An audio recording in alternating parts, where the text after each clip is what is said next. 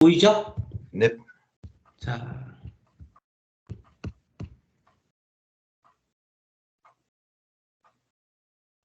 지금 그 문제가 지금 그 스페이스바 하면서 이미지가 더 밑으로 내려간 거죠. 네. 문제가 뒤로 갔구나. 자, 볼게. 자, 나의 관점에서 가에 대한 조언을 반영하여. 나의 관점에서. 관점을 봐야 돼. 네. 가에 대한 조언을 반영해야 돼. 문제에 한 편의 완성된 글을 작성하죠. 이 완성된 글은 너의 견해가 이 부분이 들어가는 거, 그 다음에 가의 관점에서 가에 대한 조건을 반영했어. 자, 어떤 조금 새로운 시각이 보이나 볼게. 경의와 환상의 차이를 중심으로 나를 요약할 것. 경의와 환상의 차이. 경의가 뭐고 환상이 뭐야? 너가 생각한 경의는 뭐고 환상이 뭐니? 경이롭다는 거는 애초에 우리가 저항 불가능하고 그냥 진짜 초자연적인 존재에 대한 경이고, 환상이라는 것은 이거 그 현실에 기반한 그런 초자연적인 그런 것을 생각합니다. 나를 중심으로 가의 환상 문학 장르에 속하는 이유를 세 가지 이상의 근거를 들어 설명할 거. 나를 먼저 읽어봐야겠네. 기억을 중심으로 가의 작품이 갖는 의미를 서술할 거. 자, 나를 한번 읽어볼게. 나를. 우선 경의와 환상의 차이를 중심으로 나를 뭐한다? 요약해보자. 나를 요약해보자. 환상적, 판타스틱이라는 단어는 어원적으로 가시화다. 눈에 보이는가? 명백하게 하다를 의미한다. 따라서 넓은 의미에서 상상적 활동을 기반으로 하는 모든 문학 작품은 환상 문학이 된다. 상상. 그때 내가 미스터리 저번에 그 안과 이거 했을 때 그거 뭐야? 눈에 보이는 거 하면서 얘기했을 때 눈이 보이지 않는다는 거. 이건 다 이제 미스터리 환상 문학 속에 들어가, 장르에. 네. 하지만 보다 일반적으로 환상 문학은 현실의 물리 법칙을 위반하는 초현실이나 사건이나 현상이 나타나는 문학을 장르에서는 초현실적, 갑자기 눈이 보이지 않는데 사람의 마음이 읽혀진다거나 보인다거나 이미지화된다. 이건 다 초현실적인 현상이지. 네. 환상은 본래 문학 작품의 광범위하게 나타나는 일반적 속성이었지만 근래 이후 리얼리즘 문학이 확립되면서 환상은 독특한 지위를 갖겠다. 왜냐하면 트로로프에 의하면 환상은 초자연적인 현상이 자연스럽게 받아들여지는 경위와 구별된다. 환상 문학의 주인공은 환상이나 초자연적인 현상 앞에서 망설임과 머뭇거림을 느낀다.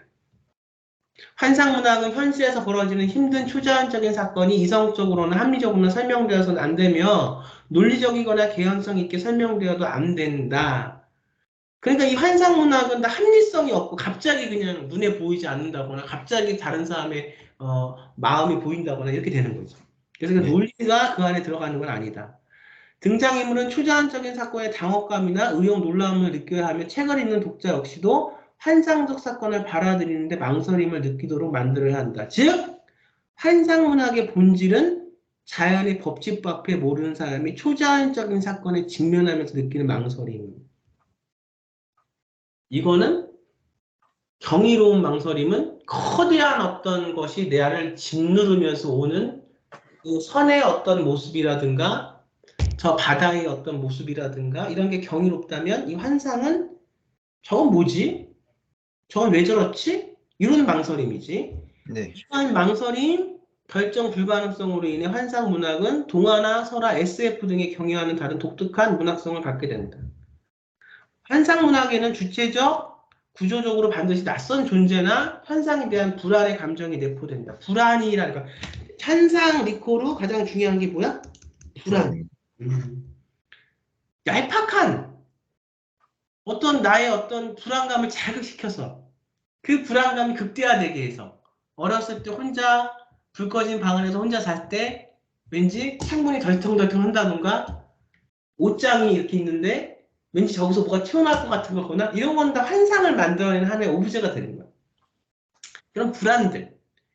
그런 불안들이 아동기에는 많이 있지. 어른에게도 그런 불안이 있지만 현실적으로 우리는 많은 삶을 경험을 하면서 갑자기 옥상에서 뭐가 튀어나오거나 갑자기 뭐 이렇게 되지 않는다는 거 우리가 알고 있지. 하지만 환상은 그런 거에 주목을 하는 거야.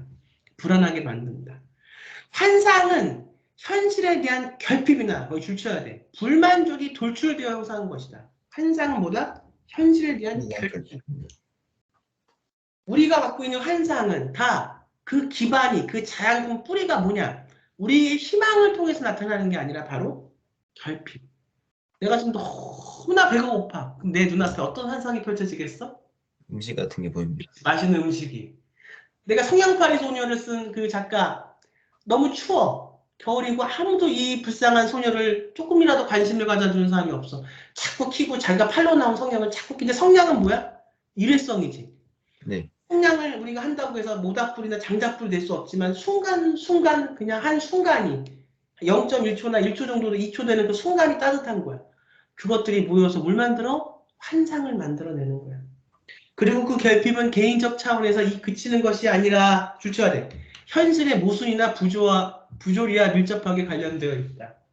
우리가 자연스럽게 받아들이는 현실에 대한 전복의 환상은 충동은 환상 문학의 진입 근본적. 그러니까 이 첫 번째 환상은 내 자신의 불안과 결핍에서 오고 두 번째 환상은 어떻게 온다? 사회와 그 연결돼서 사회에서의 부조리에서 그게 옵니다. 그치? 그러면 이 환상이 갖고 있는 공통점이 있다. 내가 개인적으로도 사회적으로 뭔가를 여기서 할 수가 있다 없다? 현실적인 힘이? 없다. 없다. 그렇지. 여기서 온 거야. 다 결핍해서. 카프카의 변신이 좋아. 평범한 직장이었던 그레고리 잠자가 어느 날 갑자기 흉측한 벌레로 변하는 환상적 사건을 겪는다.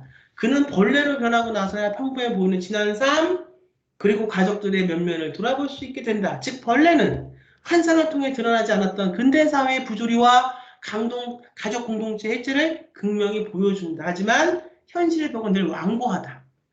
자꾸만 때리고 타격하고 부딪혀도 이 벽은 안 깨져. 벌레로 변한 그의 비극적 죽음이 암시하듯 환상은 현실의 모순이나 부조화를 넘어서거나 극복하는 것이 그러니까 환상이라는 것의 주제는 뭐다? 결국은 깰 수 없는 현실, 네. 현실의 벽, 결국은 죽음이다. 이거야. 죽음이라는 상징은 생명하고는 다른 거니까. 자, 지금 나를 읽었어. 그래서 지금 보면 경의와 환상의 차이를 중심으로 나를 요약해봐. 자, 우선 요약해볼게. 경의는 어떻고 환상은 어떻다? 나를 요약해보자. 그 나에서 경이라는 것은 그 초자연적인 현상이 억압적으로 그냥 정황 없이 받아들여지는 거라면은 환상이라는 것은 이런 그 나타났을 때 이것에 대한 불안과 의심 같은 것들이 나타나면서 수용할 때 저항 같은 것들이 좀 나타나는 것입니다.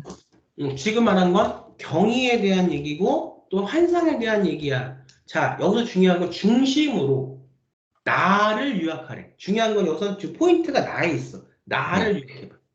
다시. 그래서 결국 환상이라는 것은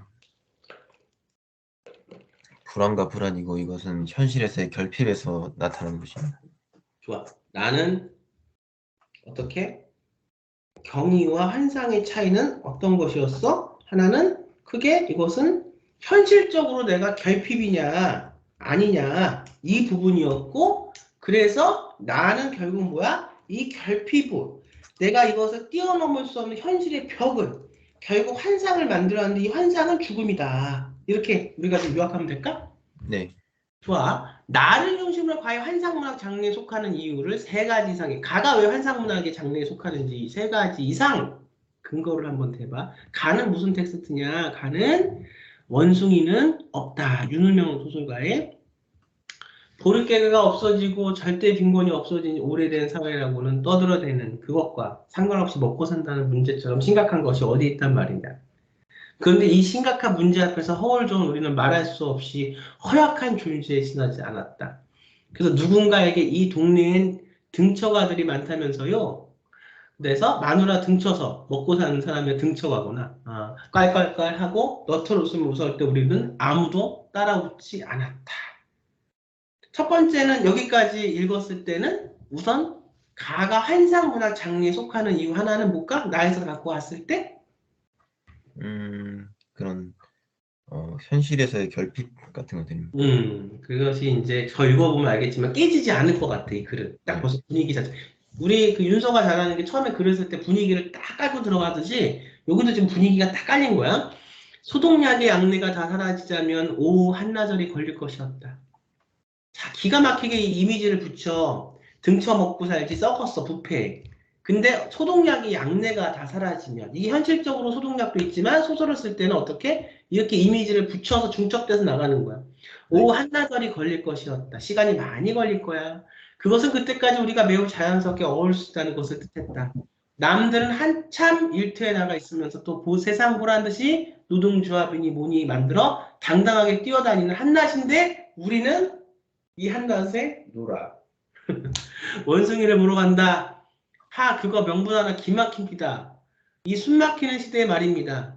뭔가 오는 게 있군요. 이놈의 일상을 한번 벗어나 봅시다. 망가 등살에다 일로 삼김인지 뭔지 도통 답답한 시대의 말입니다. 시대상이 나오고 있어. 원숭이, 그는 웃지도 않고 눈을 껌뻑이며 대답했다. 그가 무슨 생각을 하고 있는지 몰라도 어딘지 진지한 면모가 없지 않았다.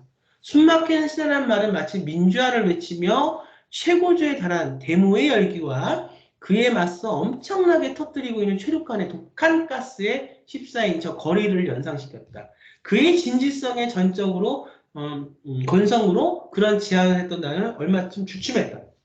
그런 나 같은 어떤 부류와는 달리 암울한 군부 독재에 짓눌린 시대를 걱정하고 있었다. 언젠가 하부에 실린 저 인도지나 반도 크메르 왕조 때의 유적이 눈앞을 스쳐 지나갔다. 그 유적은 오랫동안 버려진 채 밀림 속에 숨어 있었다고 했다. 이리저리 얽혀 완전히 뒤감긴 덩굴 줄기 속에서 마침내 장엄한 불두가 나타나고 있었던 것이다. 중야. 그것은 살아있는 거인의 머리였다. 그런데 그 모습이 왜 살아있다고 느꼈을까? 그 옛날 돌을 나른 솜씨의 빼어남 때문이었을까? 물론 그렇기도 했을 것이다. 하지만 거기 덩굴줄기를 타고 얼굴을 오르내리고 있던 원숭이들이 없었더라면 어땠을까 하는 생각이 새삼스럽게 들었다. 수많은 원숭이들이 있었다. 그리고 수많은 원숭이들이 분명히 싱그러운 얼굴을 짓밟고 있음에도 불구하고 오히려 수호하고 있다는 느낌이 든 것도 이상한 일이었다. 수많은 원숭이들은 성상을 지키기 위해 끽끽거리며 모여든 원수의 부족처럼 보였다. 그러자 부처의 얼굴이 따뜻한 피가 도는 얼굴로 살아나고 있었던 것이다.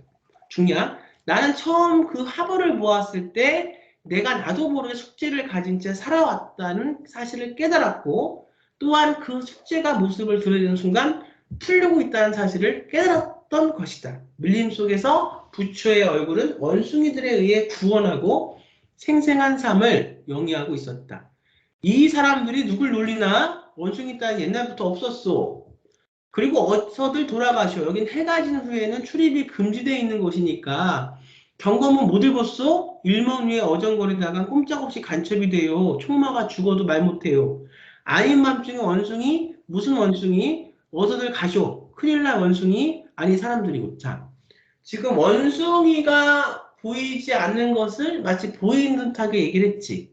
네. 이것은 어떤 논리가 보이는 것이 아니기 때문에 이것도 역시 환상문학으로서의 어떤 부분을 차지하지. 네. 그랬다. 그것은 영락 없이 원숭이 얼굴이었다. 어찌된 노릇인간 말인가 나는 악소리가 나오려는 것을 간신히 짓눌렀다. 뭔가 흘렸다는 생각이 들었다. 그렇지 않고서야 멀쩡한 사람 얼굴이 원숭이 얼굴로 보일 까닭이 없었다. 다리만 후들후들 떨리는 게 아니라 아래 이빨에서도 부딪힌 소리가 소리처럼 수차 들려왔다. 그는 자기가 원숭이로 변했다는 사실을 전혀 인식하고 있지 않듯 변했대. 근데 마치 내가 그 사람들의 얼굴이 원숭이 같은 환상이 느껴지고 그 보이는 그 장면에서 내가 원숭이가 된 것 같다. 이건 주관적으로 내가 의식이 그렇게 느끼는 거야. 이런 게 네. 환상문학의 특성이야. 카프카의 그 변신처럼. 그 다음에 의식하고 있지 않은데 부지런히 겪고만 있었다. 나는 공포 때문에 온몸이 돌처럼 굳어버릴 지경이었다. 무서워. 갑자기 내가 원숭이가 된 것 같아. 그러나 어쩔 도리가 없었다. 내게 이미 사람으로서의 자유는 사라져 버렸다. 왜 나는 원숭이가 됐다고 느꼈을까? 어, 제가 보면서 그냥 생각했던 게, 응, 그, 돌이라는 무기체가 원숭이에 의해서 살아있다고 이렇게 서자가 처음에 느꼈었잖아요. 응, 그래서 그 돌이라고 하는 뭐 독재나 군부 같은 이런 것들이 살아있다고 느낀 이유가 그 주변을 둘러싼 원숭이 때문이라고 생각했고, 근데 그 원숭이들이 또 이제 군부에 또 침묵하는 본인들 자신도 그 군부를 살아가게 하는 존재들 같아서 자신들이 원숭이 같다고 느꼈다 이렇게 생각했었습니다. 그 원숭이가 바로 나 같다고 느껴졌지. 네, 그래서 사람으로서의 자유가 사라져버렸다고 느꼈기 때문에 나는 지금 뭐요? 원숭이 같다고. 원숭이는 자유가 없다고 생각하는 거지. 네, 동물이기 때문에 그렇게 이제 느꼈다. 그래서 아까 우리가 나에서 읽었을 때 환상문학의 특징이 뭐였어? 사회에서의 어떤 벽, 개인의 어떤 그 불투명한 본인의 어떤 트라우마나 본인이 갖고 있는 어떤 상처나 본인의 어떤 그런 그 결핍 이런 데서 온다. 그래서 그것도 이제 본인의 결핍과 사회적인 어떤 군부 독재의 트라우마 이런 것에 대한 어떤 환상이 여기서 작용이 됐다. 그는 굳이 듣지지 않는다는 눈치였다. 들을 수 없다. 그리고는 자기 자신을 아직 원숭이로 변했다고는 믿을 수 없다고 덧붙였다. 그것은 나도 마찬가지였다. 그가 나를 원숭이로 보았다고는 할지라도 나는 그렇게 여겨지지 않았다. 단지 그가 원숭이 몰골을 하고 있다는 것만은 내 눈을 믿어 의심치 않았다. 그러니까 우리는 서로 상대방만을 원숭이로 보고 있는 셈이었다. 서로가 서로를 원숭이로. 네, 해가 중천에 있을 무렵부터 원숭이 타령을 하고 있었던 결과 눈들이 어떻게 되었는지 모를 일이었다. 아니었다. 갑자기 어둠 속에 수화를 받고 옆구리로 들어온 총소리 때문 그것도 아니었다. 하지만 그 전말에 대해 이러쿵저러쿵 따지고 있을 겨를이 없었다. 그것에 대해서는 서로가 상대방을 원수를 보고 있다는 것만으로 충분했다. 다만 우리는 어쨌든 함께 그것을 빠져나가야 한다는 이제는 뭐가 보여? 빠져나가야 한다는 탈출구가 있어야 된다는 것이 보이지만 여기서는 의견의 일치를 보고 있었다. 빨리 갑시다. 무서워서 견딜 수가 없어요. 그래요. 서둘러야겠어요. 이러다가 꼼짝없이라는 말 다음에 할 말이 죽는다는 것인지 원숭이로 영영 남게 된다는 것인지에 대해서 나는 몰랐다. 그는 다시 휘청거리는 걸음으로 앞서 나갔다. 다른 말은 더 없었다. 개펄이 어둠 속으로 빨려 들어가고 있었다. 나는 그의 뒤를 따라 부지런히 걷기 시작했다. 죽은 땅 위로 바람이 무딘 쇠붙이수를 내며 불어왔다. 왔던 길이 맞는지 어딘지도 감을 잡을 수가 없었다. 나는 무슨 말인가를 하려고 했지만 머릿속까지 어둠들이 들어와 꽉 차버린 느낌이었다. 그렇다. 그것도 아니었다. 만약에 우리가 원숭이가 되어야 했던 까닭을 알 수 있는 자가 있다면 그것은 저 회를 타고 앉아 광활한 우주 공간을 인지하는 거대한 원숭이일 것이라고 여겼다. 이런 환상 문학의 속성 중에 하나는 논리적으로 글을 쓰는 게 아니라 의식의 흐름을 기법대로 해서 쭉 자기가 생각하는 대로 그냥 글을 쓰는 부분들도 많이 있어. 네. 여기서는 내가 원숭이가 된 이유를 모르지? 아까 환상 소설에서의 어떤 특징이 뭐야? 그것에 논리가 대한 필요 없어서. 이유가 없이 네, 그냥 되는 거지. 그 세계가 찾아졌고 끝으로 우리는 어떤 힘에 의해 봉쇄되고 무력하게 되었으며 진실로부터 버림받았다는 생각에 내 원숭이의 몰골은 더 볼상사납게 상대방을 통해서 내 얼굴이 보이는 거고 그 얼굴이 다 원숭이처럼 보이는 거고 실제 그 상대방이 원숭이상일 수 있지만 그것보다도 내 어떤 부재, 시대적인 암울한 어떤 상황 이것 때문에 원숭이로 자꾸 보인다. 아무 말도 없이 우리는 앞을 향해 걸었다. 그가 앞으로 구부린 것처럼 나도 덩달아 몸이 앞으로 구부러졌다. 잘 보이지 않는 길을 더듬어댈수록 발걸음을 빨리 하자니 자연 몸이 뒤뚱거릴 수밖에 없었다. 마치 원숭이 같아. 우리들은 극도의 공포에 쪼그라진 원숭이 얼굴을 하고 어둠 속을 허둥거리며 그토록 우리가 벗어나고자 몸부림쳤던 일상을 향해 거의 사력을 향해 달려가고 있는데 벗어날 수 있었어 없었어? 없었습니다. 없었어. 그래서 이제 지금 나에서 가해 환상문학 장르에 속하는 이 세 가지 이상의 근거를 좀 설명했는데 선생님이 찾은 거 말고 혹시 윤서가 더 찾은 게 있나? 저는 그 논리적이란 것보다는 그 환상문학이 가지는 개인적인 것을 벗어나는 이 사회적인 것으로 뻗어난다고 이렇게 좀 적었었습니다. 그러면 선생님하고 비슷하고 기억을 중심으로 가해 작품이 갖는 의미를 서술할 거. 요거가 중요한 부분인데 네, 지금 뭐라고 얘기를 했냐? 기억을 중심으로 아까 전에 기억이 현실에서의 결핍 같은 것입니다. 그 더 밑에 있습니다. 더 밑에 있나? 네, 어디 있지? 내가 안 보이네. 나에서의 기억입니다. 나에서의 기억. 나야. 환상은 현실에 대한 결핍이나 불만족이 돌출되어 형성화된 것이다. 요것에 대한 정의를 가해 작품이 갖는 의미를 서술하고. 좋아. 여기 다 들어가 있나 보자. 요거는 아까 글 썼던 거하고 조금 다르지, 그치? 네. 조건이 잘 맞춰져 있나 볼게. 한번 읽어볼게, 윤서가. 시작. 경위는 자연물이나 신에 대한 초자연적인 현상이 일말의 거부감 없이 자연스럽게 받아들여진다는 의미지만 환상은 이런 현상에 대한 불안, 의심을 통해 수용의 지연이 있다는 것에서 경위와 구분된다. 그렇다면 불안과 의심은 어디에서 비롯되었는가? 바로 현실에 대한 결핍이나 불만족이 환상으로 형상화되었을 때 나타나는 것이라고 나에게는 주장한다. 그리고 이 결핍은 개개인의 차원을 넘어 자신과 현실의 관계하고도 밀접하다고 말한다. 조금만 천천히 읽어줘. 네. 나의 그리고 이 결핍은 개인의 차원을 넘어서 자신과 현실의 관계에도 밀접하게 밀접하고 있다. 계속 읽을까?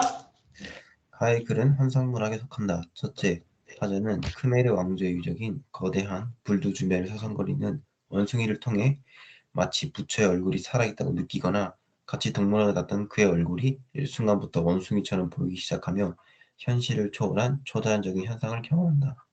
둘째, 화자는 이 현상을 일말의 거부감 없이 수용하기보단 현상에 대한 의문을 연속해서 던지고 자신이 원숭이가 될 것에 대한 불안과 주ገብ에 응, 대한 불안을 동시에 느끼며 수용의 지연을 겪는다. 응, 셋째, 화자가 그가 원숭이 같다는 사유는 개인의 결핍이라기보단 사물을 지키는 원숭이들 같이 군부 독재를 지키는 군인과 경찰관들에게서 원숭이 같음을 또 이에 대해 침묵하는 자신들이 원숭이 같음을 느낌으로써 사회적 현상, 즉 현실과 밀접히 관련되어 있다. 응. 화자는 자신과 그에게서 원숭이 같음을 느끼는 환상을 겪는다.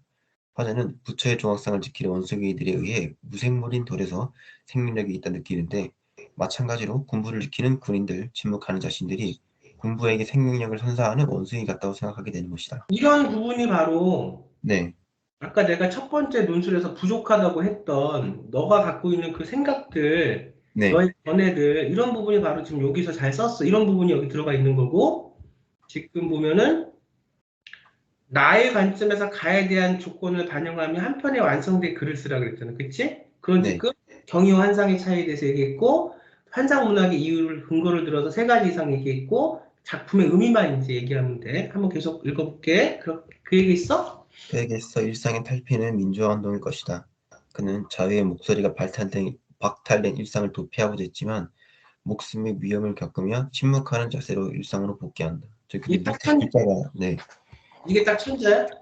밑에 글자가 좀 더 있습니다. 그 다음에? 가해 작품은 부조리한 시대를 만든 대상에 대한 우리의 태도에 대해 질문한다. 미호하거나 침묵하여 원숭이가 남을 것인지 아니면 사람으로 남을 것인지에 대한 말이다. 여기까지가 네, 환상에 대한 결핍이나 불만족이 돌출되어 형성된 것이다. 그러니까 마지막에 결론은 네, 가해 작품은 부조리한 시대를 만든 대상에 대한 우리의 태도에 대한 질문이다. 오케이. 비유하거나 침묵하여 원숭이가 남을 것인가 아니면 사람들이 남을 것인가. 왜? 환상이라는 것은 뭐다? 사람의 결핍이나 불만족에 돌출되어 형성된 것이 환상이니까. 이건 잘 썼어. 그러니까 이제 내가 보면은 아까하고 지금하고 이제 이걸 견달해 보면 내가 잘 썼다고 얘기하는 것에는 천자 안에 너의 관점이 그 안에 스며들어가 있다는 거, 그 다음에 그 관점을 갖고, 물론 이 문제는 우리가 조금 더 어느 게 어렵냐, 어려운 게 쉽게 할 수 없지만, 너가 나하고 훈련한 거는 어떤 상황을 오브제를 이용해서 그 오브제를 갖고 너의 관점을 넣는 거. 요것이 이제 그 훈련했던 거고. 지금 이 첫 번째 요거는 사실은, 봐봐. 조금 까다로워, 조건이. 유약하고 바탕으로 평가한 다음에 가하나의 관점에 대한 자신의, 그러니까 살짝 이 의문을, 문제를 잘못 파악하면 가와 나의 관점에 대한 자신의 견해니까 이렇게 생각할 수 있어. 가와 나라는 테두리 안에서만 정리를 해야 된다. 이렇게 읽힐 수도 있는 거야. 문제를 많이 네, 풀지 않은 경험이 없으면.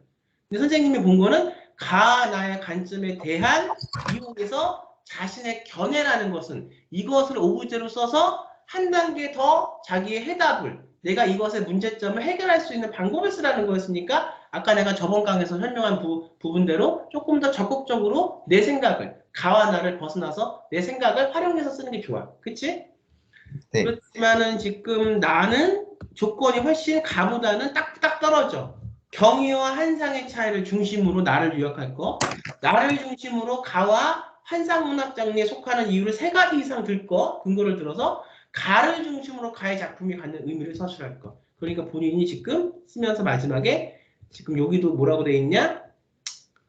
화자는 자신과 그에게 원숭이 같음을 느끼는 환상을 겪는다. 화자는 부처의 조각상을 지키는 원숭이들에 의해 무생물인 돌에게 생명을 느낀다. 그 내용을 발췌해서 마찬가지로 군부를 지키는 군인들 침묵하는 자신들이 군부에게 생명력을 선사하는 원숭이 같게 딱 그 포인트를 잡았고 그래서 마지막에 결론은 가의 작품은 부조리한 세를 만든 대상에 대한 우리의 태도에 대한 질문이다. 비하하거나 침묵하여 원숭이 남을 것인지 아니면 사람으로 남을 것인지 우리는 선택해야 된다. 사실 그 말이지.